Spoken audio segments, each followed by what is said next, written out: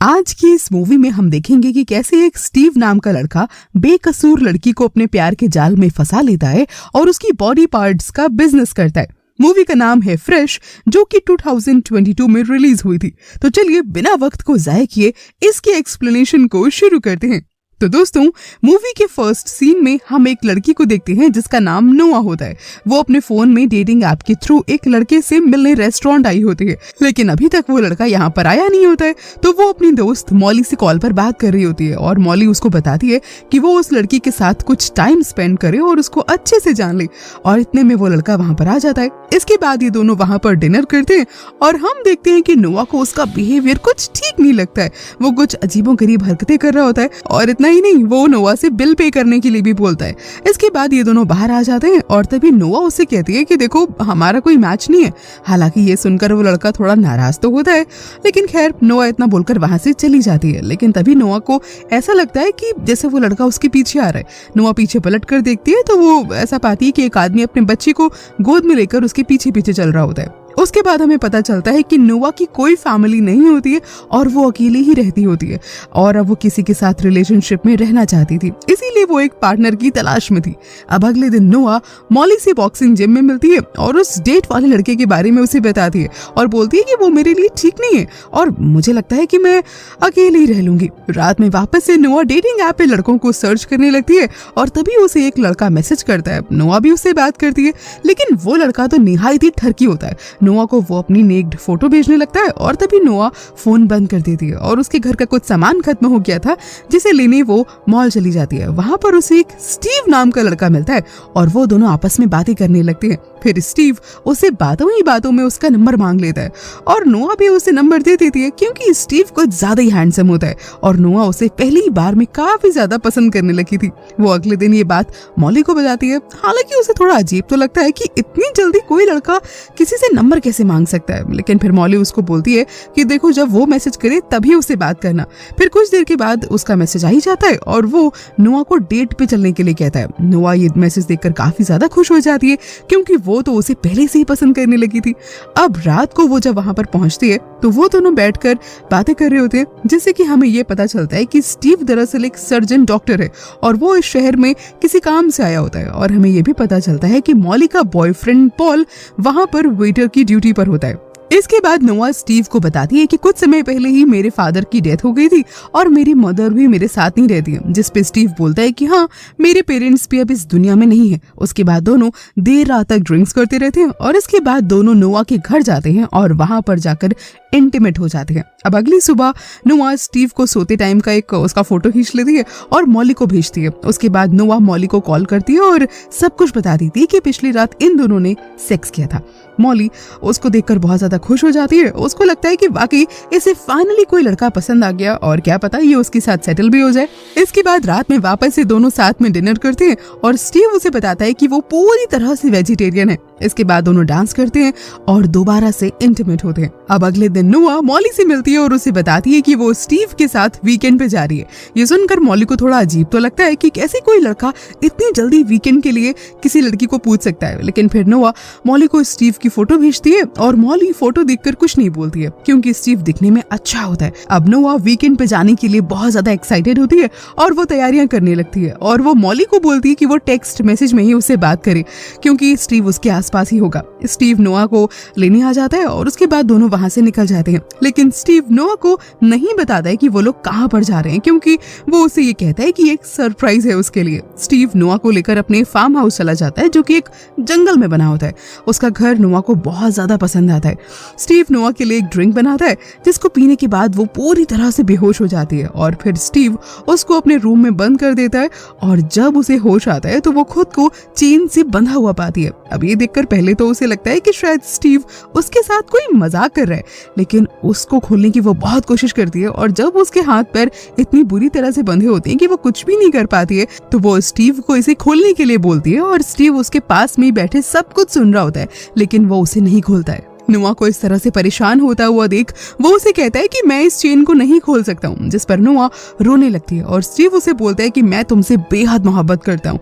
और उसके बाद वो उसे वो सच्चाई बताता है जिसको सुनकर नोआ के होश उड़ जाते हैं।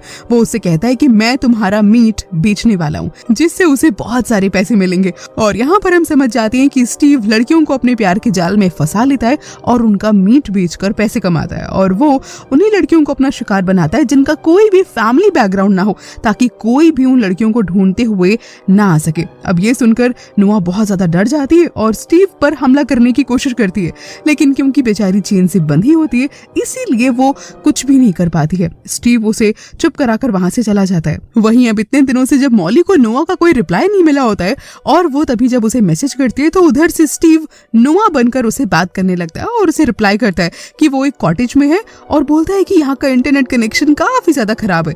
और इसके बाद वो एक वाटरफॉल्स की पिक्चर भी उसे भेज देता है, जिससे मॉली को ये यकीन हो जाए कि वो दोनों वहां पर अच्छे से मजे कर रहे हैं। और यहाँ नोआ खुद को चेन से तभी खोलने की बहुत कोशिश करती है, लेकिन कोई फायदा नहीं होता है। और तभी दीवार की उस तरफ से एक लड़की उसे बात करने की कोशिश करती है जिसका नाम पेनी होता है। और फिर हमें यहाँ पर पता चलता है कि स्टीव ने उसको भी अपने प्यार के जाल में फंसाकर यहाँ पर कैद करके रखा हुआ है। नोआ उसे पूछती है कि क्या तुम्हें किसी ने ढूंढने की कोशिश की? तब वो उसे बताती है कि उसकी फैमिली में कोई भी नहीं है। और उसके बाद वो बताती है कि एक और लड़की मेलिसा को भी स्टीव ने इसी तरह से यहाँ पर बांध कर रखा हुआ है, जिसने टॉर्चर होने के कारण अपनी मेंटल स्टेट को पूरी तरह से खो दिया है। दूसरी तरफ वो मॉली को देखते हैं जो ऑफिस में काम करते टाइम नोआ को मैसेज करती है और उससे उसके वीकेंड के बारे में और भी ज्यादा डिटेल में पूछने लगती है, जिस पर स्टीव नोआ बनकर उसे बात करता है और बोलता है कि वो एंजॉय करने में बहुत ज्यादा बिजी है और इसीलिए वो अपना फोन बंद कर रही है। अब उसके चैट करने के तरीके से मॉली ये समझ जाती है कि कुछ तो पक्का गड़बड़ है, क्योंकि नोआ कितनी भी बिजी क्यों ना हो, किसी के साथ भी हो, लेकिन वो मॉली से कभी इस तरह से बात नहीं करती है। और उसके बाद वो वाटरफॉल वाली पिक्चर को भी जब इंटरनेट पे सर्च करती है तो उसे पता चलता है कि वो पिक्चर तो इंटरनेट से डाउनलोड करके भेजी गई है। और अब वो फिर से उसे मैसेज करती है और अर्जेंट कॉल करने को बोलती है, लेकिन स्टीव उसके इस मैसेज को नजरअंदाज कर देता है और कोई जवाब नहीं देता है। अब वहीं दूसरी तरफ हम स्टीव को देखते हैं जो मेलिसा की टांगों के छोटे छोटे पीस करके बॉक्स में पैक कर रहा होता है, और वो बॉक्स में उसकी इनर वियर भी डाल देता है ताकि इससे उसे और भी ज्यादा पैसे मिल सके।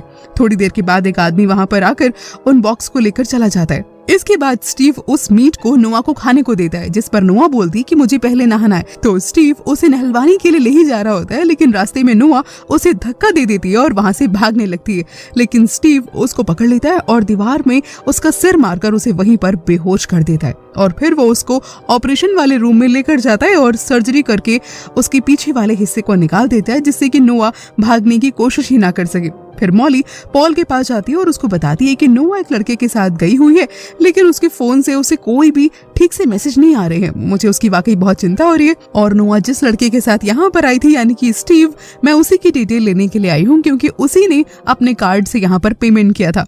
इतना सुनकर तभी पॉल उसे बताता है कि उसे पुलिस की हेल्प लेनी चाहिए, लेकिन वो उसे कन्विंस कर लेती है और फिर वो उसकी मदद करने के लिए तैयार हो जाता है। फिर मॉली वहां से चली जाती है और दूसरी तरफ रूम में बंद नोआ और पेनी आपस में बात करने लगते हैं, और नोआ बोलती है कि वो अपनी ही गलती की वजह से यहाँ पर आज फंस गई है, जिस पे पेनी बोलती है कि इसमें तुम्हारी कोई गलती नहीं है, वो हमारी ही जैसी लड़कियों को ही निशाना बनाता है जिनके आगे पीछे कोई नहीं होता है। इधर पॉल मॉली को स्टीव की कुछ फोटोज भेज देता है और उसका यूज करके वो उसके फेसबुक अकाउंट तक पहुंच जाती है, जहां पर उसे उसकी कुछ तस्वीरें दिखती हैं और उसकी फैमिली की कुछ फोटोज भी उसे मिलती हैं, और जिन्हें देखकर वो बहुत ज्यादा शॉक्ड हो जाती है, क्योंकि स्टीव की शादी हो चुकी थी। इसका मतलब नोआ एक शादीशुदा इंसान के साथ घूम रही थी। उसके बाद स्टीव पेनी को ऑपरेशन रूम में ले जाता है ताकि वो उसके बॉडी पार्ट्स निकाल करके उन्हें बेच सके, और दूसरी तरफ मॉली स्टीव का पता ढूंढते हुए उसके घर तक पहुंच ही जाती है। और उसके बाद वो पॉल्स को थैंक यू का मैसेज करती है और उसे अपनी लाइव लोकेशन भी भेज देती है, ताकि अगर कोई प्रॉब्लम हुई